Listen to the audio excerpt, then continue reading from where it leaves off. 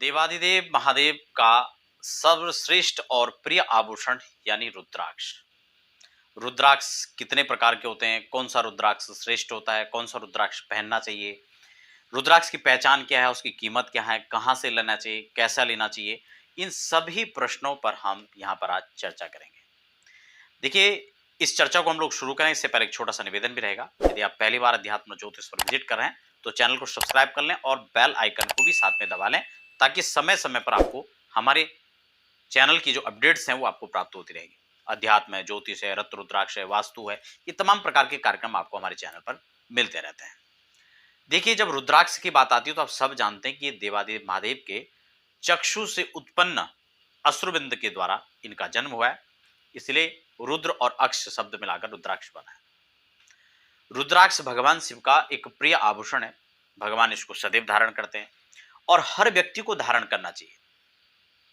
कई बार लोगों को लगता है कि स्त्रियां पहन सकती नहीं, या बच्चे, इसको बच्चे पहन सकते हैं, स्त्रियां पहन सकते हैं, बूढ़े पहन सकते हैं, यानी कोई भी पहन सकता है। वैसे तो सामान्यतः अगर बात की जाए तो कोई भी रुद्राक्ष पहना जा सकता है, इसमें कोई दिक्कत नहीं है। कई बार हम लोग भ्रमित हो जाते हैं कौन सा मुखी पहने, लेकिन हाँ, ये बात भी निश्चित है कि अगर हम किसी खास पर्पज से पहन रहे हैं तो तब हमको किसी खास रुद्राक्ष का चयन करना चाहिए। या राशि के हिसाब से पहन रहे हो, या दशाओं के हिसाब से पहन रहे हो, या अपनी कोई कार्य सिद्धि के लिए हम पहन रहे हैं, ऐसे में हमें एक निश्चित मुखी रुद्राक्ष धारण करना चाहिए। अब हम बात कर लेते हैं रुद्राक्ष की पहचान की। देखिए, पहचान की अगर बात करें तो वैसे तो सामान्यतः पारखी उसको पहचान सकता है। चोर आपने देखा होगा कि नकली आभूषण को हाथ नहीं लगाता है और असली को चुरा लेता है। क्यों? उसे दूर से इसकी परख है।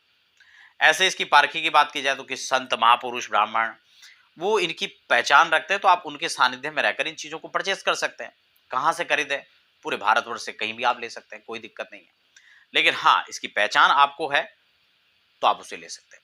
खासकर किसी भी तीर्थ क्षेत्रों में रुद्राक्ष खूब मिलता है, लेकिन आपको ध्यान होना चाहिए कि जहां पर इस चीज की डिमांड ज्यादा होती है वहां पर डुप्लीकेट की गुंजाइश बहुत ज्यादा बढ़ जाती है। बड़े शोरूम के अंदर जाएंगे तो वहां की हम चर्चा ही नहीं करेंगे, क्या हो सकता है।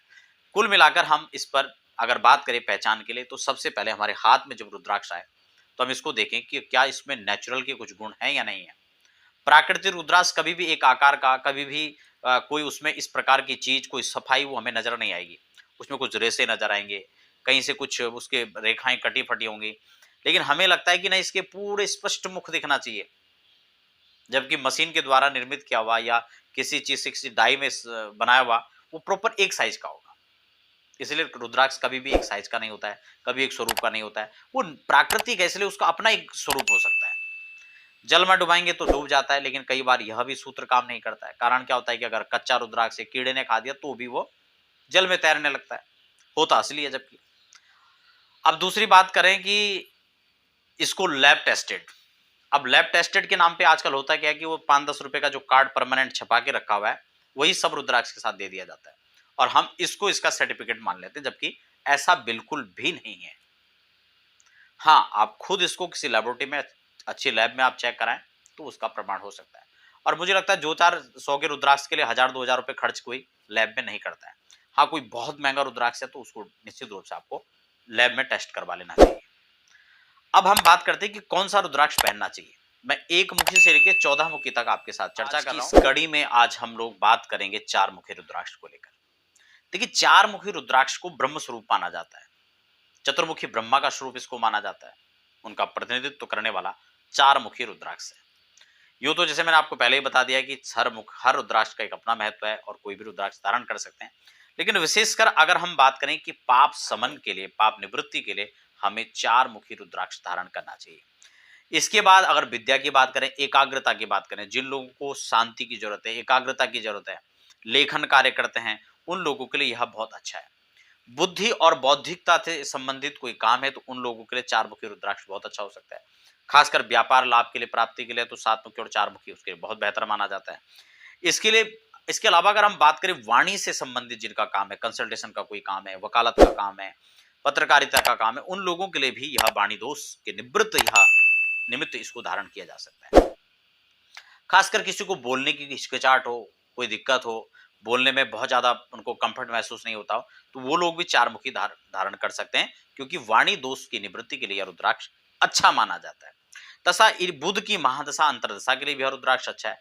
खासकर मिथुन और कन्या राशि के जातकों के लिए यह रुद्राक्ष श्रेष्ठ है। फिर से आपको बता दूं, जो इसके मुख्य रीजन है और मुख्य इनकी प्रधानता है वो मैंने आपको बता दिया कि इनकी चीजों में धारण किया जा सकता है।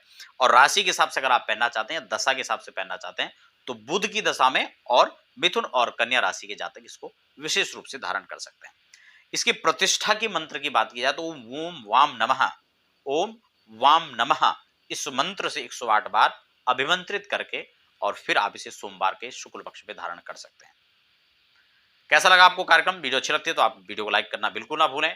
अपने इष्ट मित्रों के साथ कार्यक्रम को शेयर कर लें ताकि उनको भी इसकी जानकारी मिले। और फिर मिलते हैं नए कार्यक्रम में, तब तक के लिए दीजिए इजाजत। धन्यवाद।